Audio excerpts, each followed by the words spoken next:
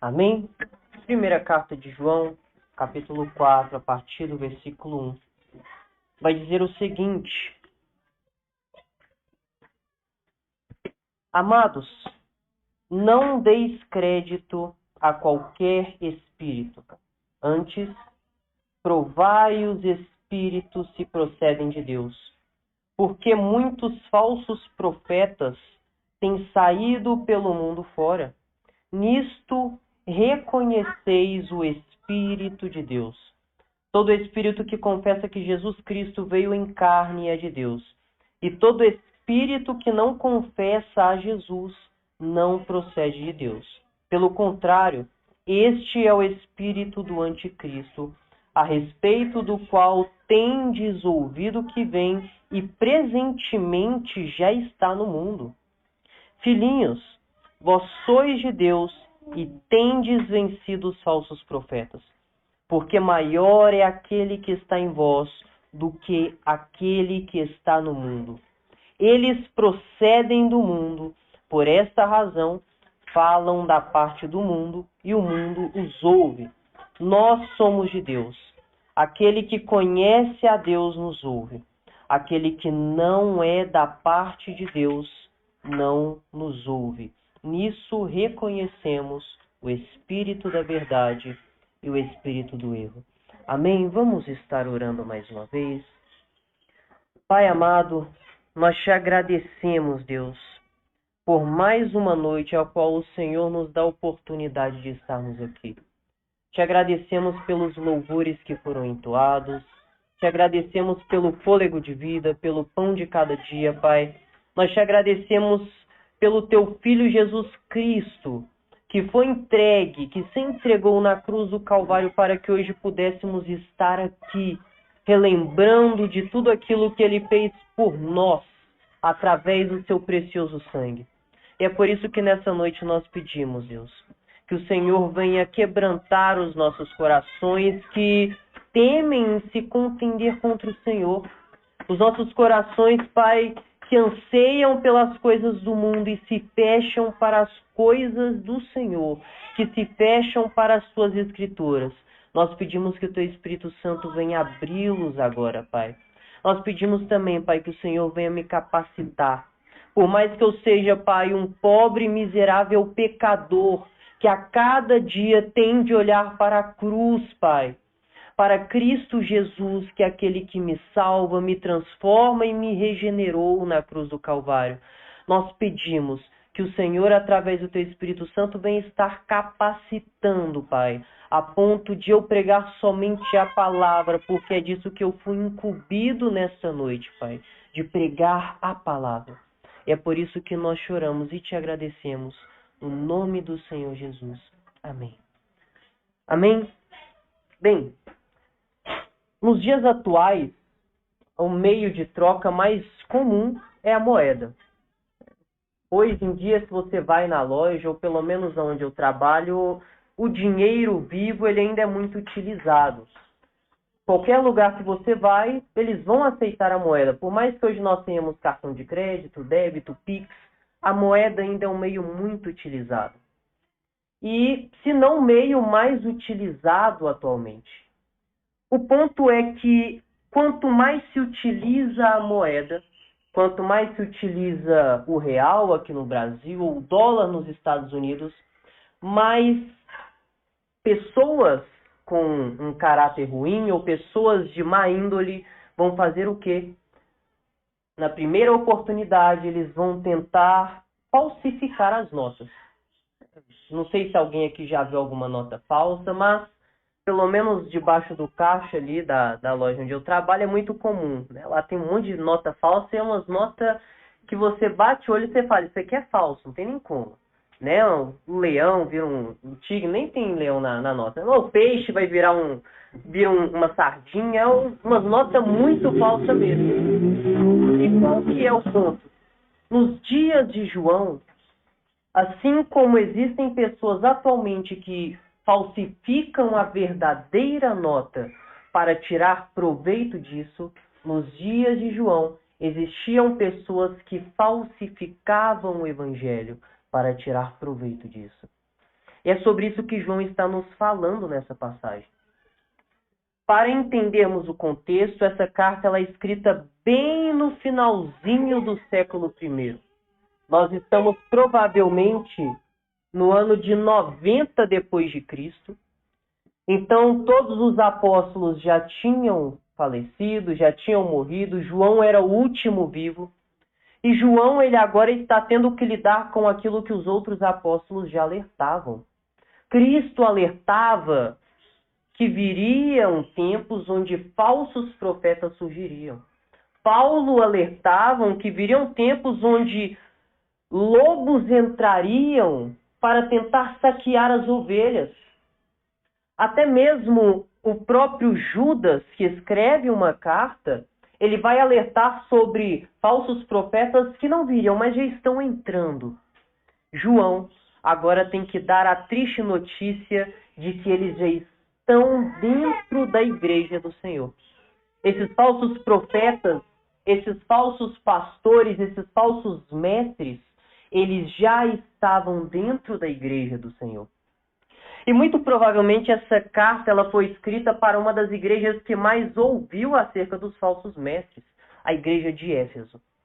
Paulo, quando vai escrever para a igreja de Éfeso, ele já pede para que a igreja tome um cuidado especial em relação a isso.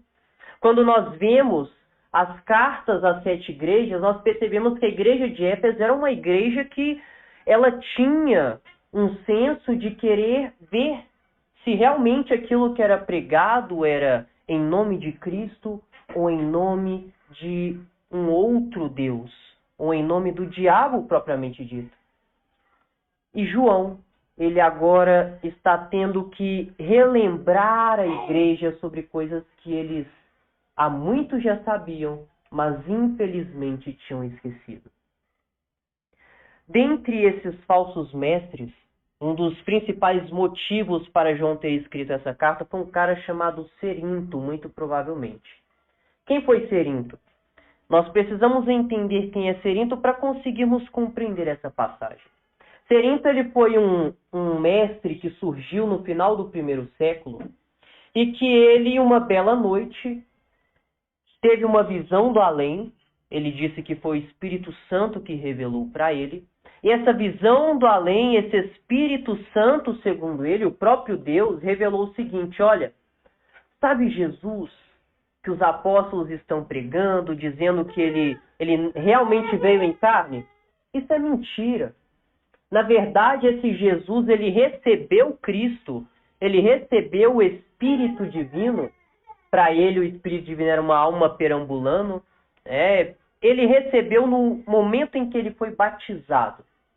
E aí, antes de ele morrer, esse Espírito saiu deste homem pecador Jesus. E era essa revelação que esse homem Cerinto ele tinha acabado de receber. E após ele receber essa revelação, o que ele começa a fazer então? Ele começa a propagar as pessoas.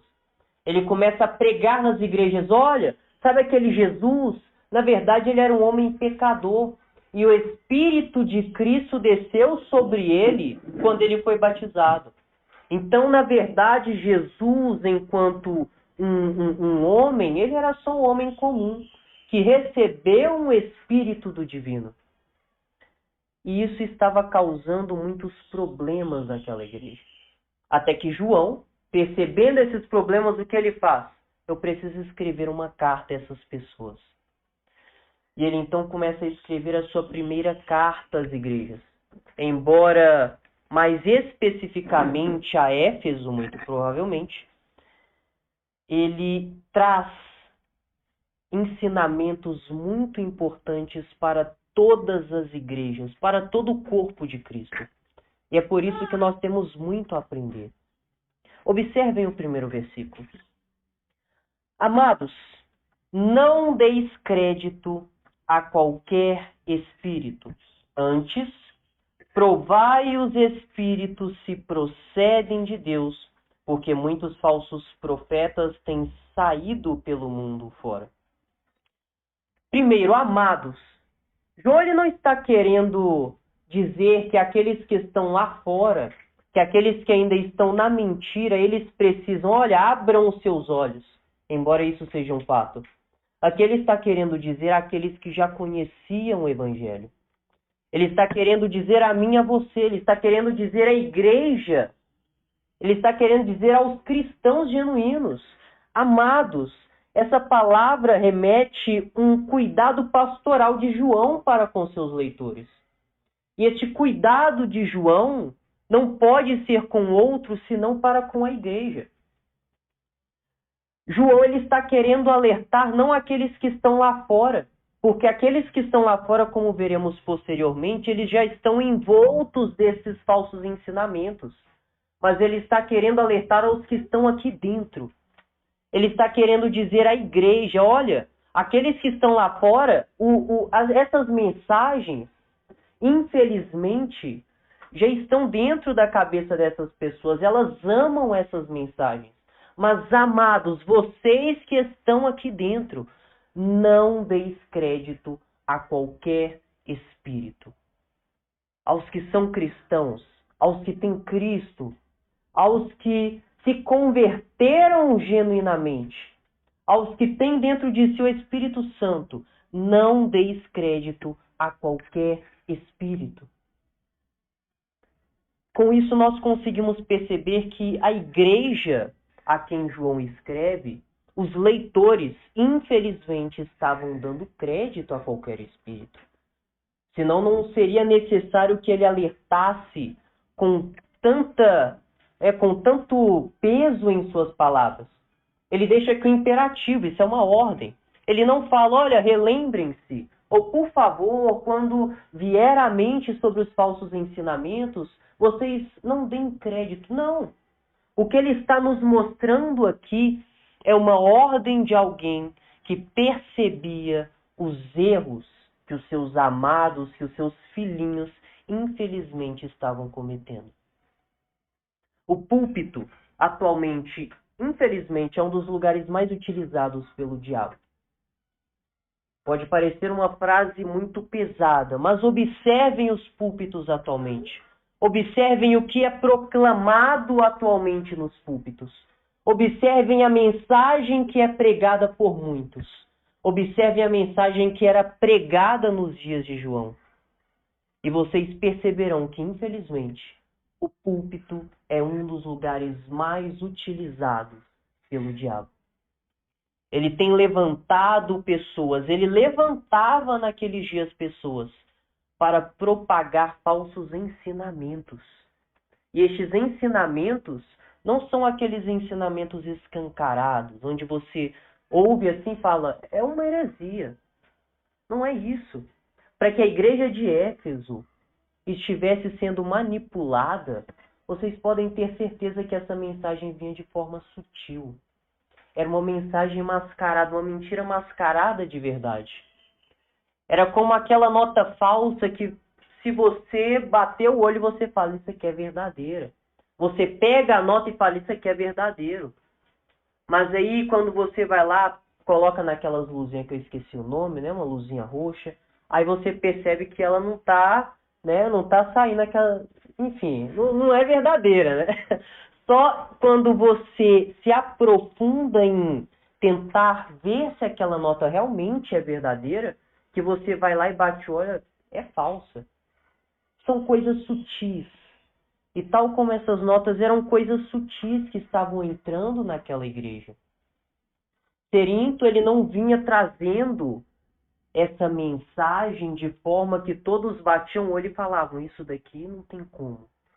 Mas ele trazia de forma sutil, ele trazia uma autoridade sobre si. Ele falava, foi o Espírito Santo que me revelou. O Espírito Santo me revelou. E ele não chegava dizendo, Jesus, ele não é Deus. Ele não falava isso. Ele falava, olha, Jesus é Deus. Mas não é bem como os apóstolos estão dizendo. Eram mentiras que estavam maquiadas muito bem. Que, infelizmente, essa igreja não estava conseguindo perceber. Eram coisas que eles não notavam. E João, então, precisa alertar. Amados, não deis crédito a qualquer espírito. Embora nós conseguimos perceber a fé como um princípio fundamental no Evangelho, a incredulidade, ela também é bem vista quando se tratando dos falsos ensinos. O que ele está dizendo? Olha, sejam incrédulos em relação a essas coisas. Vocês não podem dar crédito a tudo. Não é porque a pessoa ela chega e se infiltra na igreja, ela está ali na frente ensinando, que vocês devem dar crédito a ela de olhos fechados. Não é porque Cerinto está ali na frente ensinando para vocês. Não é porque tem mestres renomados no mundo e na igreja que vocês devem dar crédito a eles de olhos fechados. Não. Não deem crédito a qualquer espírito. Não deem crédito a qualquer ensinamento. Não deis crédito a qualquer profeta. Não deis crédito a qualquer coisa. Não sejam aqueles que aceitam tudo, sem nem sequer analisar aquilo que está sendo pregado. Se ele pudesse utilizar um exemplo, ele poderia utilizar o próprio exemplo dos crentes de Bereia, que ao ouvirem os apóstolos, eles abriam as escrituras para conferir se estava certo. Imaginem, né? A ousadia dos crentes de Bereia. Escutando os apóstolos de Cristo, o que eles faziam? Analisavam as escrituras para ver se o que eles pregavam era correto. E hoje, né, com os novos apóstolos do mundo afora aí, os vulgo apóstolos, as pessoas, infelizmente, até mesmo muitos de nós, não temos feito a mesma coisa. Nós temos dado crédito a qualquer espírito. E o que ele vai dizer? Ele primeiro traz uma ordem para aquela igreja. O que ele está trazendo aqui é uma ordem. Olha, não deem crédito. Não é um pedido amigável. Embora ele comece de uma forma amigável. Amados, ou até mesmo filhinhos. O que ele traz aqui é um imperativo. Olha, não deem crédito. Antes, provai os espíritos se procedem de Deus. É interessante quando ele pontua a palavra provai, ele vai utilizar da palavra dokimazo, que significa o quê? Determinar a genuinidade, testar, provar, examinar ou julgar. Ele está pedindo para que a igreja de Éfeso julgue aquilo que está sendo ensinado, para que eles coloquem aquilo em exame, para que eles coloquem aquilo à prova e eles possam fazer um exame profundo daquilo. Essa palavra ela é utilizada de 3 formas. Paulo utiliza muito essa palavra quando ele quer dizer o seguinte, olha, coloquem os meus ensinamentos à prova. Paulo ele vai utilizar essa palavra nesse sentido. Nós conseguimos ver também os outros apóstolos, como Pedro, utilizando essa palavra para colocar o próprio Cristo. Em Colossenses, Paulo ele vai fazer isso. Ele pede, com essa mesma palavra, que as pessoas se atenham a Cristo e façam o trabalho de colocar à prova o próprio evangelho pregado com a antiga vida deles, para eles verem a superioridade de Cristo. Então essa palavra ela pode ser utilizada em um sentido positivo. E nesse sentido positivo, o que significa? Que nós devemos colocar as coisas à prova a ponto de percebermos o quão maravilhosas elas são. Isso se referindo ao Evangelho. João, porém, ele vai colocar essa palavra com um sentido totalmente diferente. Ele traz um sentido mais neutro para essa palavra. Onde ele vai dizer, olha, coloquem à prova com o intuito de perceberem se os espíritos procedem ou não de Deus. E é esse o trabalho que o cristão, que os crentes de Éfeso e que nós devemos fazer. Quanto aos ensinos, quanto àquilo que é colocado e que é apresentado a vocês, por mais que esteja trajado de evangelho de Cristo, por mais que seja apresentado pela pessoa como um ensinamento verdadeiro, o que João deixa àquela igreja e também a nós é: não deem crédito a essas coisas, mas antes provai se procedem de Deus. Provai os espíritos aqui. Por que João ele começa a utilizar aqui provai os espíritos, não deem crédito a qualquer espírito? E ali no versículo 2, ainda no versículo 1, ele vai usar dos muitos falsos profetas, por causa de pessoas como Serinque. Se eles simplesmente chegassem e falassem: olha, Cristo não veio, Cristo realmente ele não é um Deus genuíno, ele é um Deus menor, ou Jesus, ele recebeu um Espírito de Cristo, as pessoas não dariam tanto crédito assim. Mas o ponto é que, além de trazer aquilo que é falso, além de maquiar a verdade, eles maquiavam também a origem dessa verdade. O que eles diziam? Foi Deus quem me revelou. Foi o Espírito Santo quem me revelou que, na verdade, Jesus não veio em carne realmente. Que Cristo ele não veio em carne desde a concepção de Maria. Foi o Espírito Santo que me revelou, foi Deus quem me disse. Então, eles estavam maquiando a verdade e maquiando também a sua origem.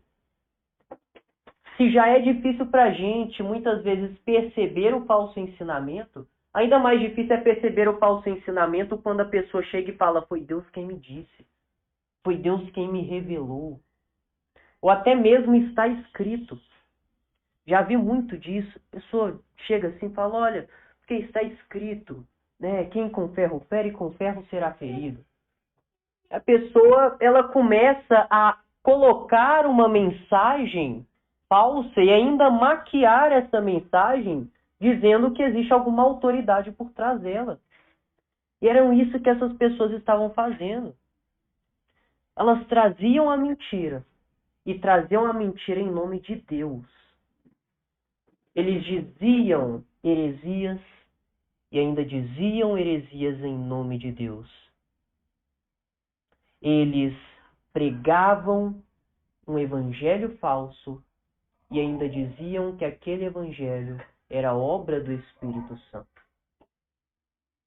Não bastava pregar a mentira. Eles diziam: isso daqui vem do Espírito Santo. Essa é a verdadeira obra do Espírito Santo. E nos dias atuais isso não é feito somente através de ensinamento, mas também através de moveres, infelizmente. Nós conseguimos perceber pessoas que o que elas fazem? Elas vão pregar tantas coisas que não Cristo, sobem no púlpito e vão falar sobre dinheiro. Hoje a gente vai falar sobre dinheiro. Que quem dá com alegria vai brilhar não só no céu, como aqui na terra também. Vai ter o carro do ano, a casa dos sonhos, de 3 andares. Outros vão começar a tirar Cristo do centro e colocar o que? O ego humano. Olha, porque você pode ser o macho alfa, Hoje existe um evangelho aí que tira Cristo e coloca ali o homem, o homem sigma, o homem alfa ali no centro. Ou então a mulher valorosa é o centro das pregações e Cristo não é o centro das pregações. Eles começam a pregar isso. E no final, o que ainda é dito? O Espírito Santo transformou a minha vida. Deus transformou a minha vida através dessa pregação. E logo porque uma vida foi transformada pelo Espírito Santo, o que é dito então? Aquilo é a obra do Espírito Santo. Nós não podemos julgar, não podemos examinar o ensino daquela pessoa. Não podemos colocar à prova aquilo que ele fala. Por quê? Porque aquilo é a verdadeira obra do Espírito Santo. Talvez fosse isso que estava acontecendo lá na igreja de Éfeso. E talvez é por isso que muitos cristãos saíram daquela igreja. Se nós voltarmos para o capítulo 2, a partir do versículo 17, perceberemos que muitos saíram daquela igreja. Aquela igreja estava passando por uma ruptura enorme, onde, infelizmente, por causa deste ensino, várias pessoas ficaram divididas. A igreja estava se dividindo, muitos estavam saindo. Talvez fosse por causa disso, não podemos afirmar com tanta precisão. Mas uma coisa é certa, aquele falso ensino estava sendo mortal para aquela igreja. E este falso ensino estava maquiado, primeiramente, com verdades que acabavam fazendo um pano de fundo para que aquele falso ensino viesse de forma sutil.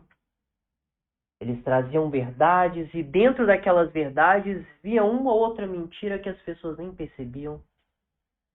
Eles estavam maquiando a fonte, dizendo, foi o Espírito Santo que me revelou, foi Deus que me revelou, eu vi o próprio Cristo, ele me revelou.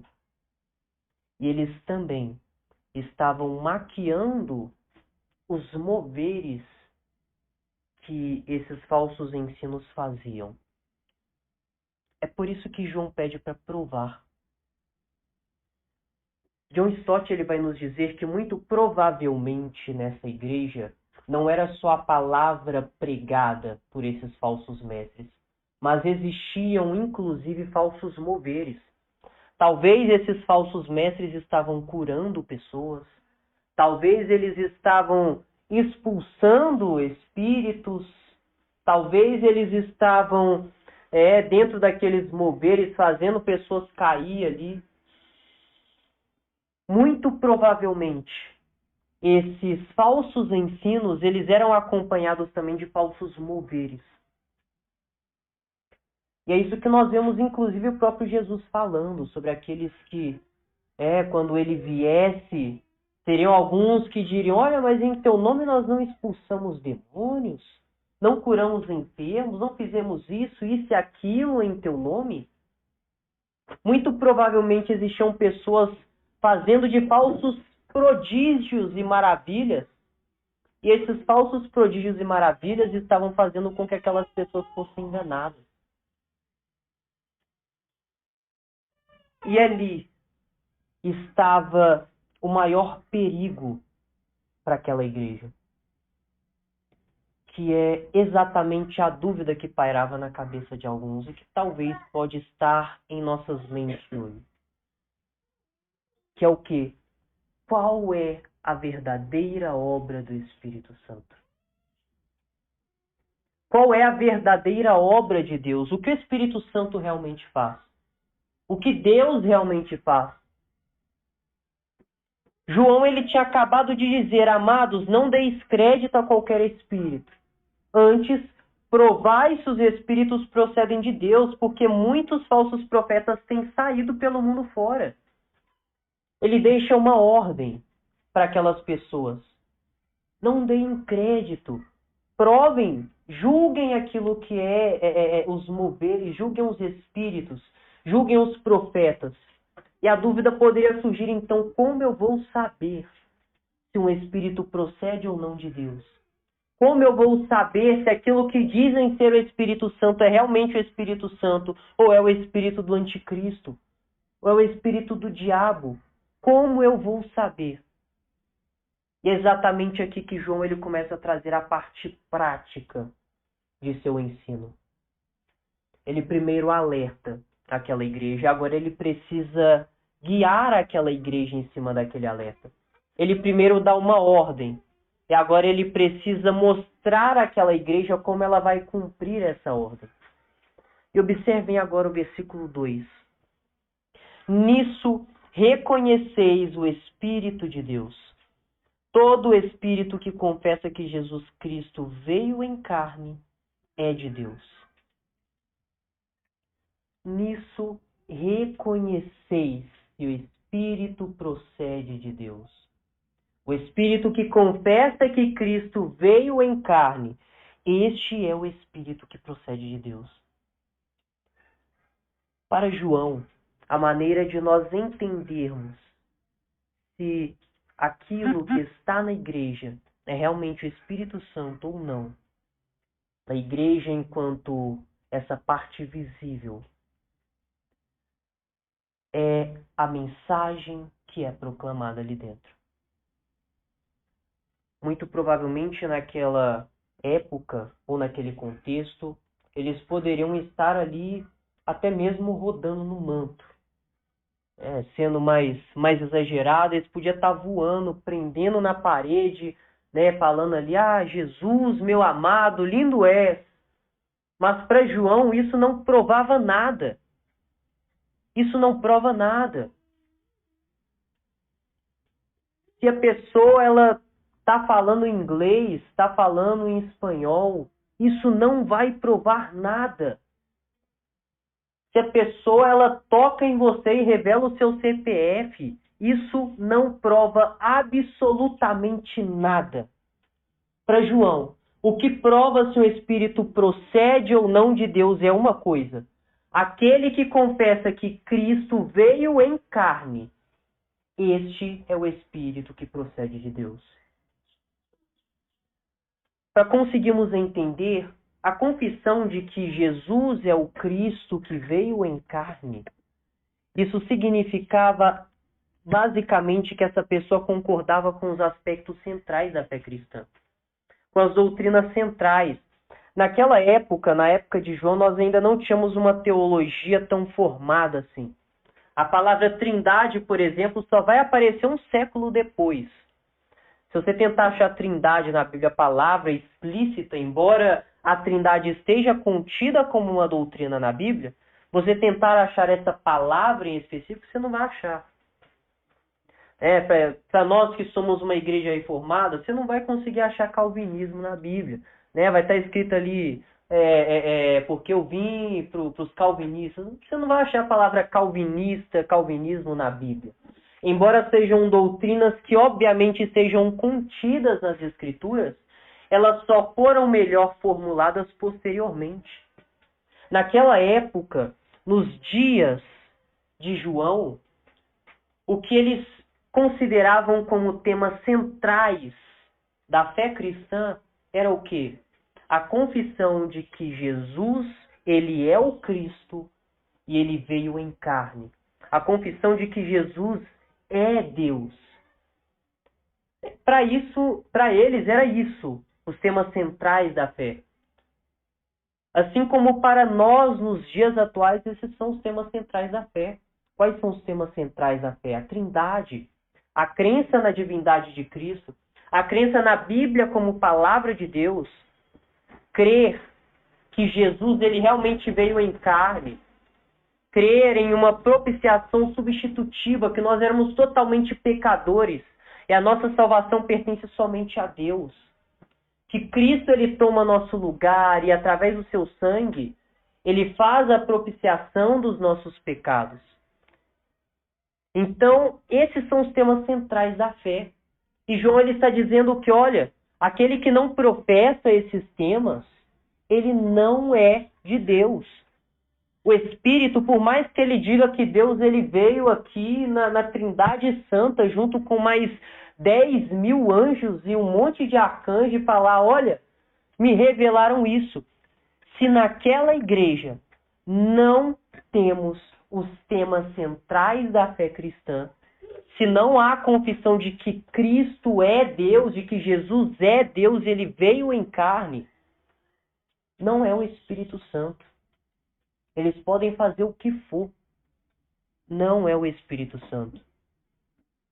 E o que é a verdadeira obra do Espírito? Para João, ele deixa claro aqui. A verdadeira obra do Espírito Santo é apontar para Cristo Jesus. É apontar para Cristo como Senhor, Deus e Rei. Para Cristo como aquele que veio, que abriu mão da sua glória, e veio, se fez carne, para que nós pudéssemos ter a vida eterna mediante o seu sangue. Essa é a verdadeira obra do Espírito Santo. O Espírito Santo ele está aqui para apontar para Cristo. E João ele vai dizer, aquele Espírito que não aponta para Cristo, ele não procede de Deus. Todo ensinamento que é propagado, todo mover que é visto, tudo aquilo que é falado a nós como cristãos devemos analisar muito bem. E como analisaremos? E o mover, ele aponta para Cristo Jesus. Se a pregação ou o ensino aponta para Cristo Jesus, ali nós temos algo genuíno. Como aquela luzinha, né, que a gente coloca ali a nota. Assim também deve ser o Espírito Santo em nossas vidas. O Espírito Santo ele é aquele que vai iluminar tudo aquilo que nos é trazido, para percebermos se aquilo realmente provém dele ou não. O Espírito Santo, o Evangelho, a Escritura. O Espírito Santo, através da Escritura, que ele mesmo inspira, é a luz que, ao bater em todo o ensino, vai nos mostrar se aquele ensino ele é de Deus ou ele não é de Deus. Isso é seríssimo para João. Isso é algo muito sério para João. A ponto de ele dizer com muita clareza, no versículo 3, e todo espírito que não confessa a Jesus não procede de Deus. Pelo contrário, este é o espírito do anticristo, a respeito do qual tendes ouvido que vem e presentemente já está no mundo. Para João é algo seríssimo. Aquilo que Cristo havia falado em Mateus, no capítulo 24, João ele percebe, já está em nosso meio. Sobre o anticristo que viria para enganar, se possível, até mesmo os eleitos. Ele já está no mundo, como diz João. E, como o próprio Jesus vai dizer e vai nos mostrar em Mateus 24, este anticristo, ele faria de sinais, prodígios e maravilhas, até mesmo em nome do próprio Cristo, para enganar a muitos. E João, então, vai alertar essas pessoas, olhem, o que eu estou falando a vocês é algo sério, é algo muito sério. O próprio Jesus já nos alertava a respeito disso.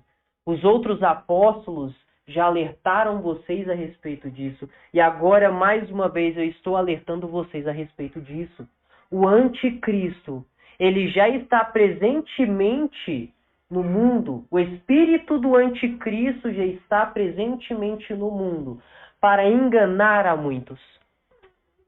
Isso não quer dizer que o anticristo, enquanto a pessoa que nós vemos, né, escatologicamente, ela já está no mundo. Não.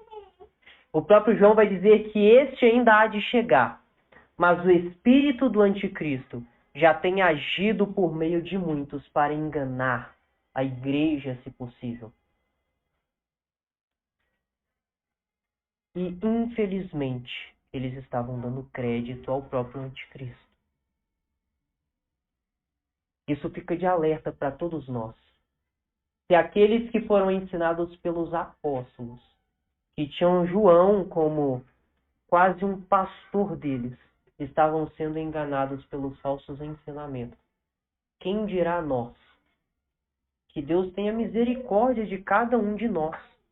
Porque se naquela época eles já enganavam a muitos, quem dirá a igreja atualmente?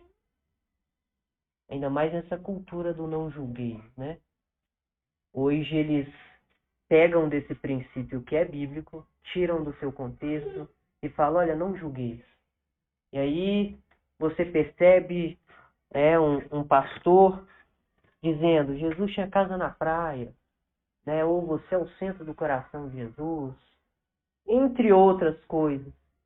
E aí, quando você se posiciona contra aquilo que não provém das Escrituras, a igreja, a própria igreja, diz, não julgueis. Não julguei a mensagem dele nem o profeta. João, o pregador do amor, ele já era muito mais radical. Né? Olha, provai se os espíritos procedem de Deus, porque eles é tudo espírito do anticristo. João ainda vai dizer que esses caras são filhos do diabo. Olhem a seriedade com que João, com que a igreja antigamente levava o verdadeiro ensino. É com essa seriedade que nós devemos levar. E então, após ele deixar primeiramente uma ordem para aquela igreja, provem os espíritos.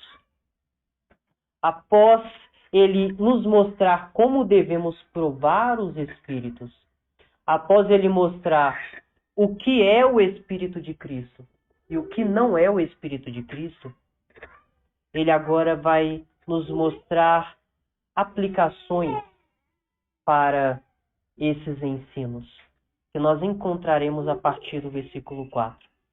Mas antes de nos atentarmos para o versículo 4, o que nós conseguimos tirar destes 3 versículos?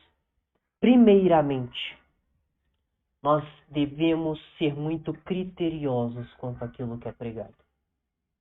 Devemos ter uma certa incredulidade até mesmo quanto àquilo que é pregado. No bom sentido, no sentido de nós pegarmos a nossa Bíblia e vermos se aquilo realmente está batendo com as Escrituras.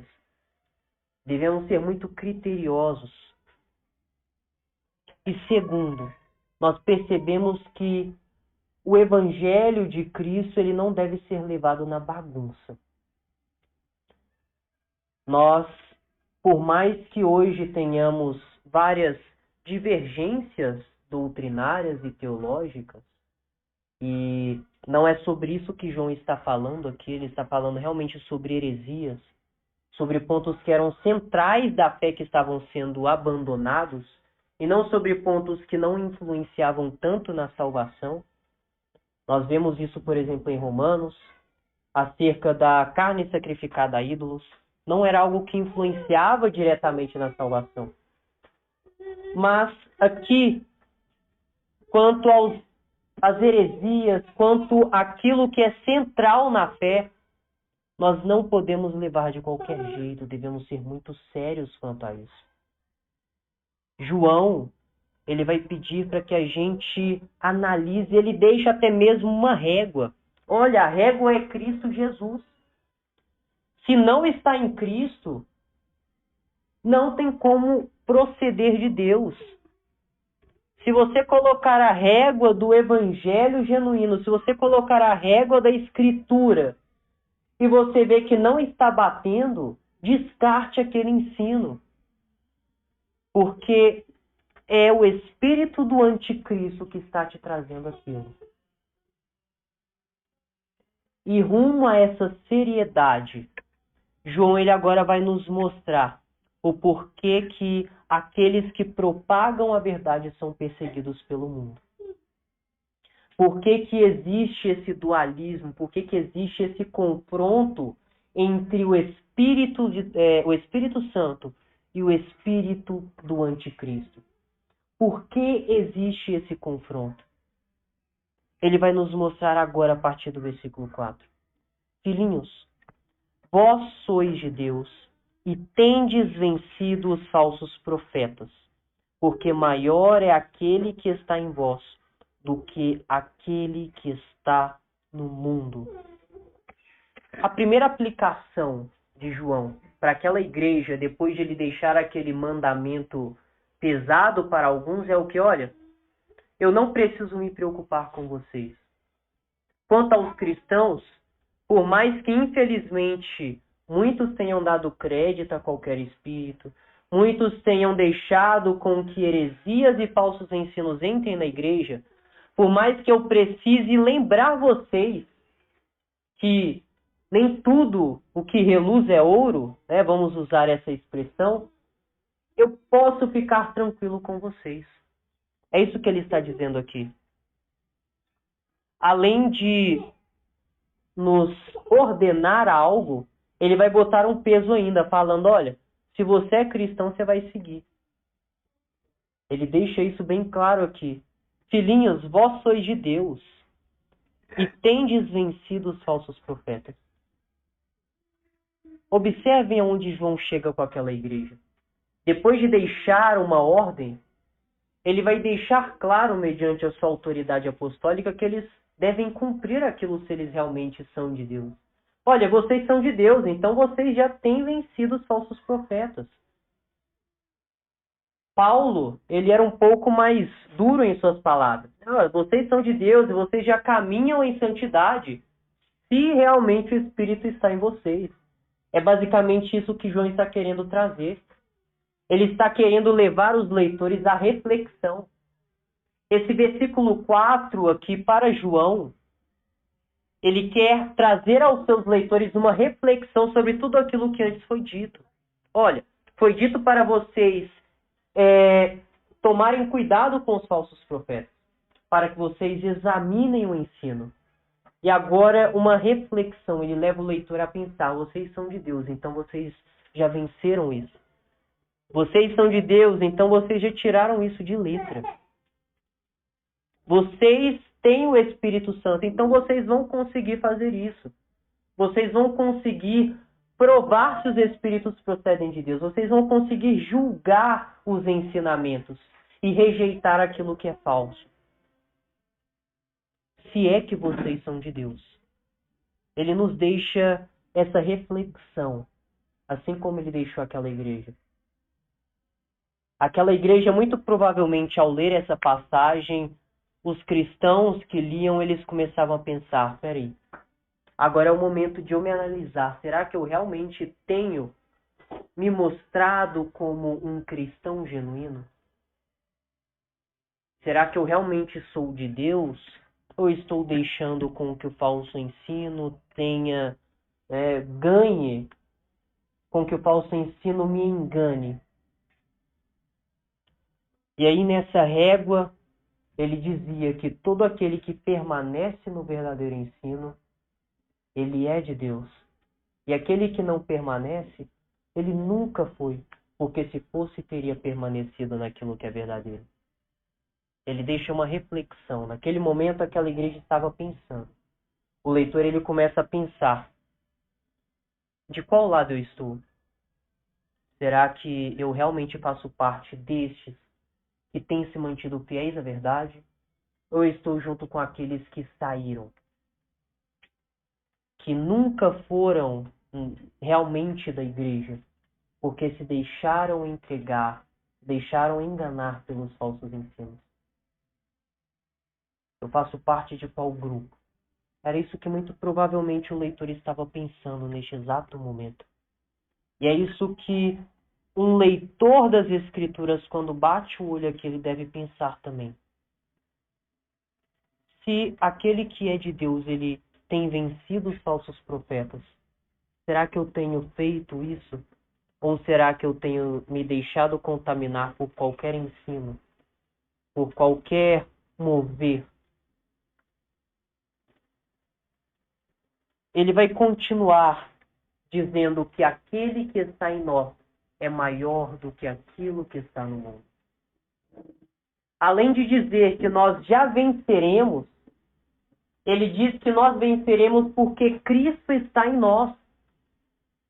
Ele deixa claro, olha, por que vocês vão vencer isso? Se vocês querem um motivo, peraí, eu não estou acreditando.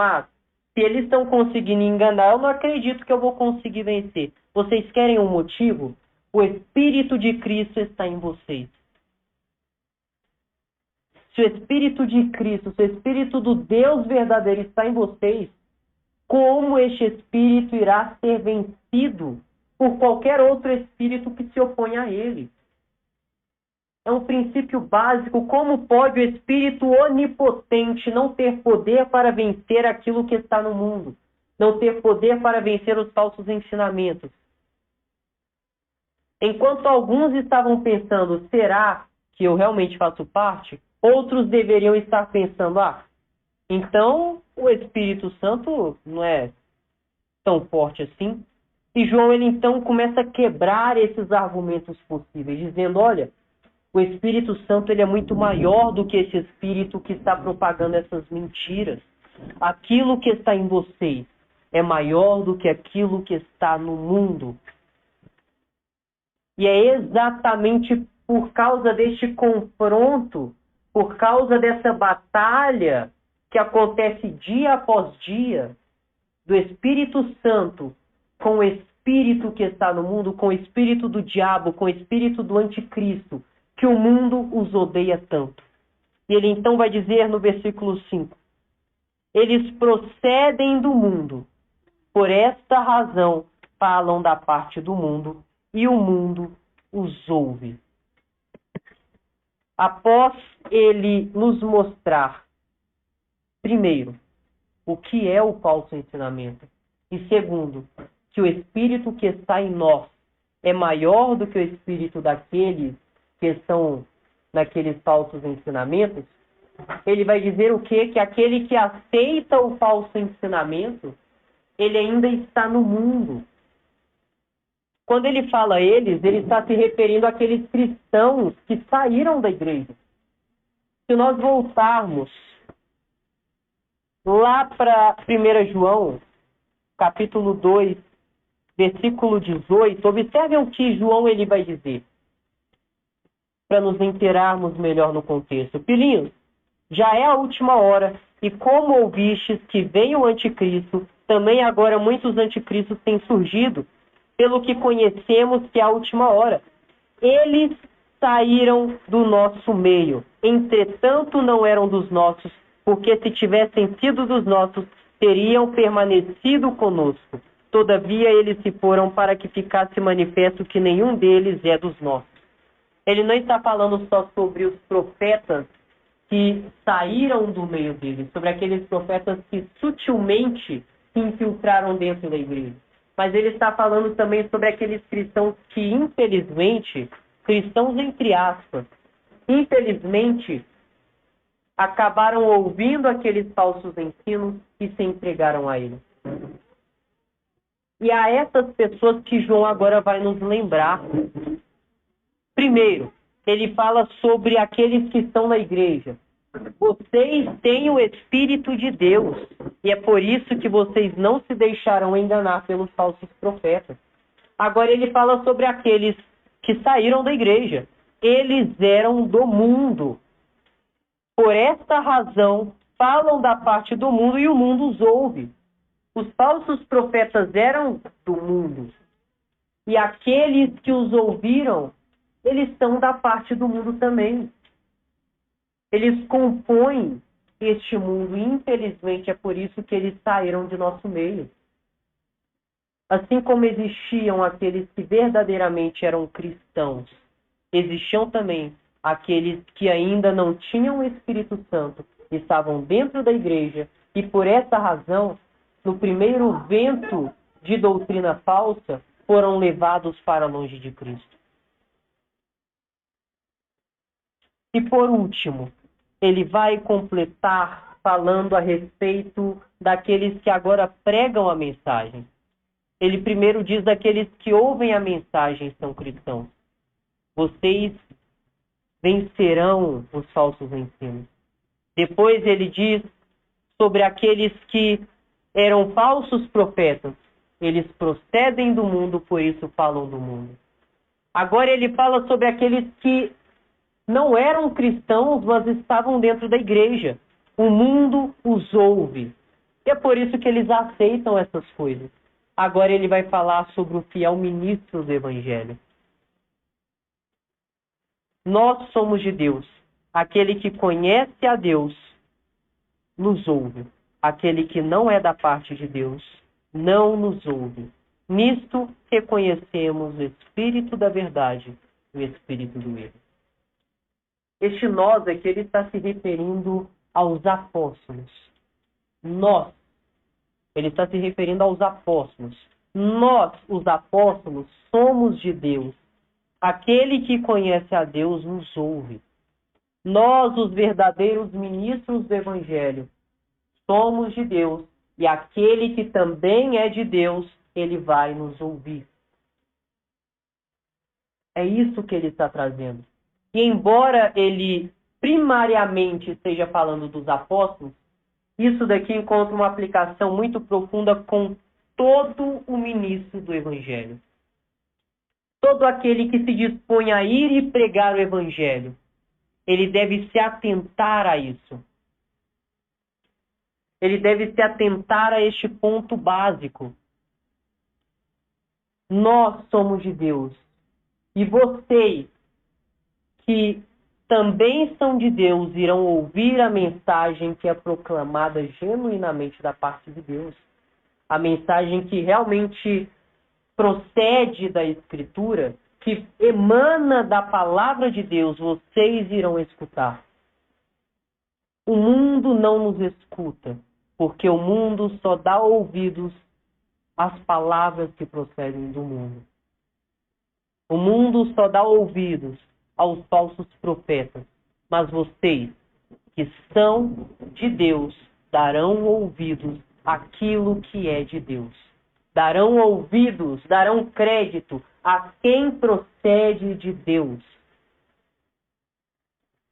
E ele então vai terminar dizendo: nisso reconhecemos o espírito da verdade e o espírito do erro.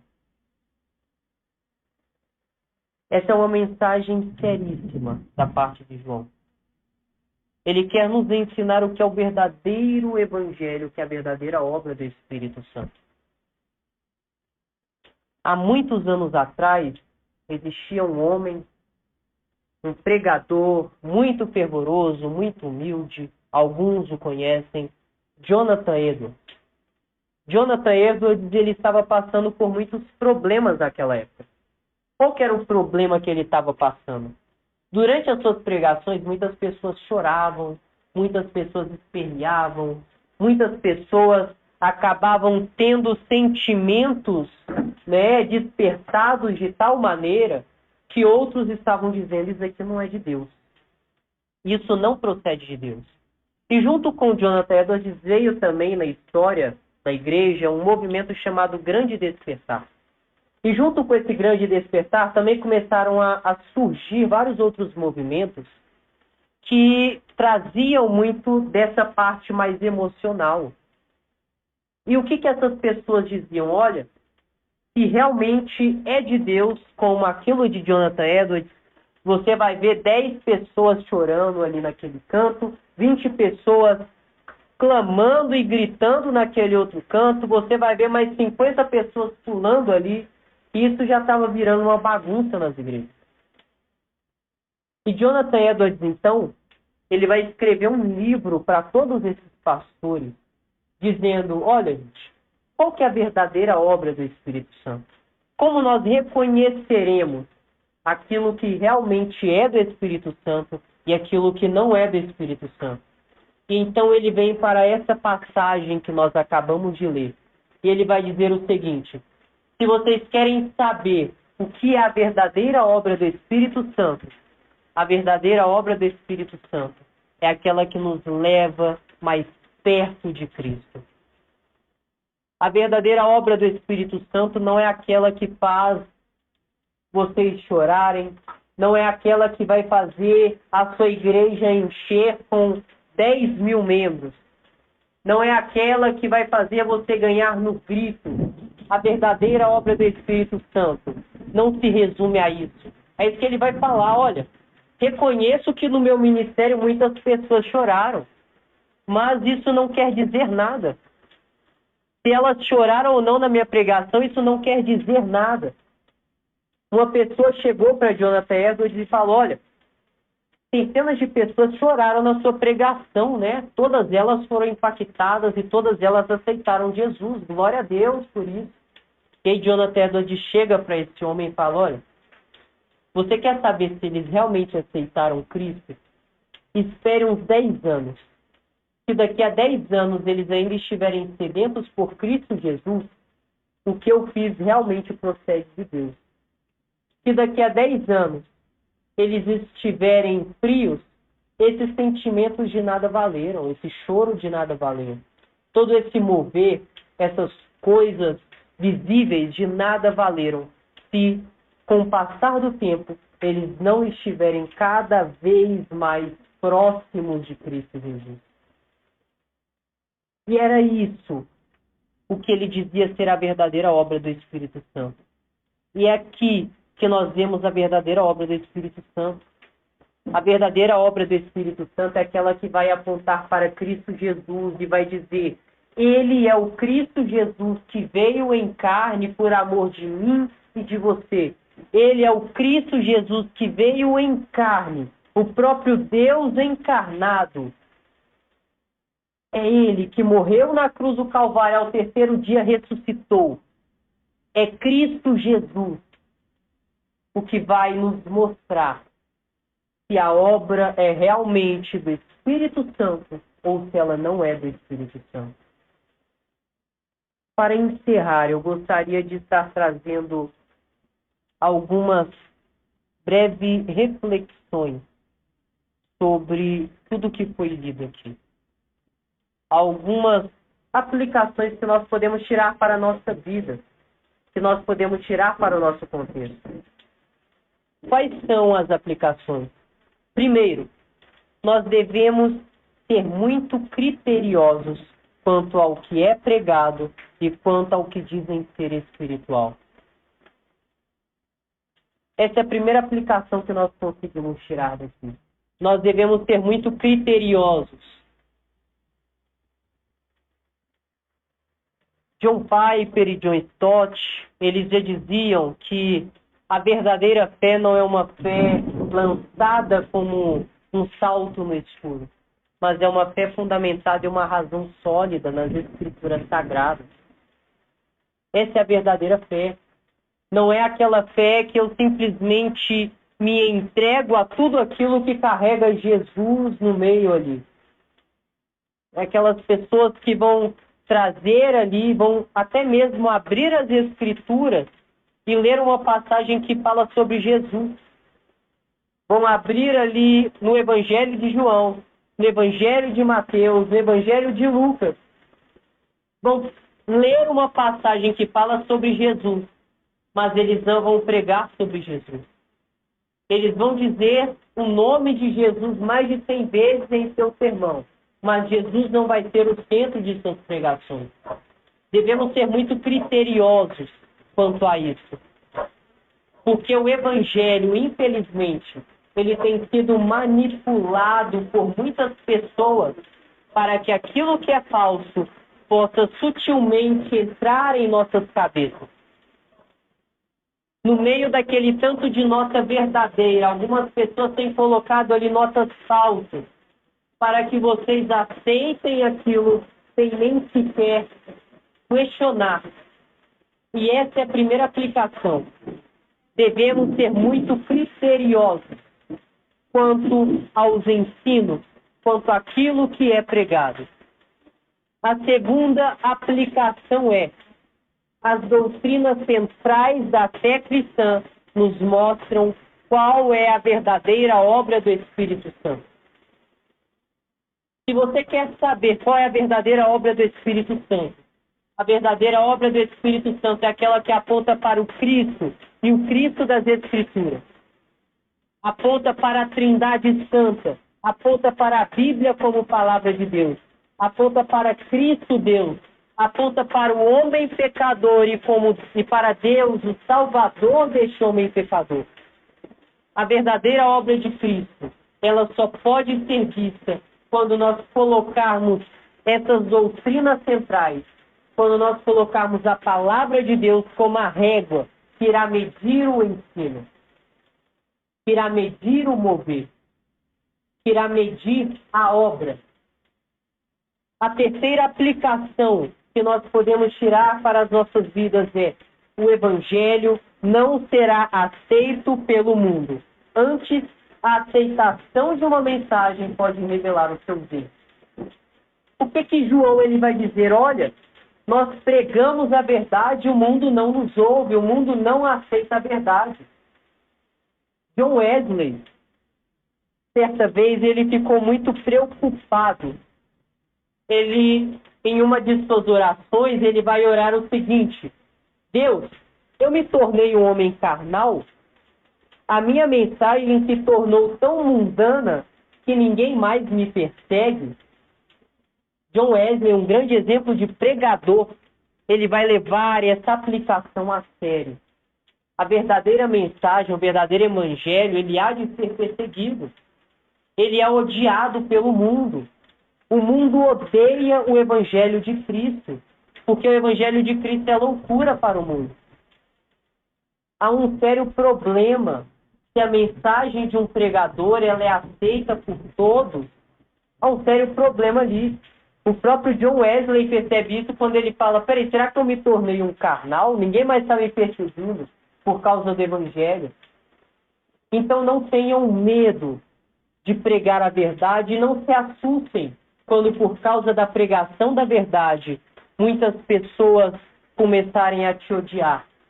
Não se assustem quando, por causa da pregação do evangelho, o mundo, e principalmente aqueles que têm o espírito do anticristo, eles começarem a literalmente te ter como inimigo. Não se preocupem com isso. Antes, tenham alegria nisso. Tenham alegria em ser perseguidos por causa de Cristo. Porque aqueles que são perseguidos com Cristo, eles também vencerão juntamente com Cristo. E que o Espírito Santo ele possa nos mover a compreender e a nos mostrar o que é a verdadeira obra do Espírito Santo. Que Deus possa ter misericórdia de todos nós, que dia após dia somos influenciados pelas mais diversas doutrinas falhas, pelas mais diversas doutrinas errôneas, pelos sofismas que o mundo nos apresenta.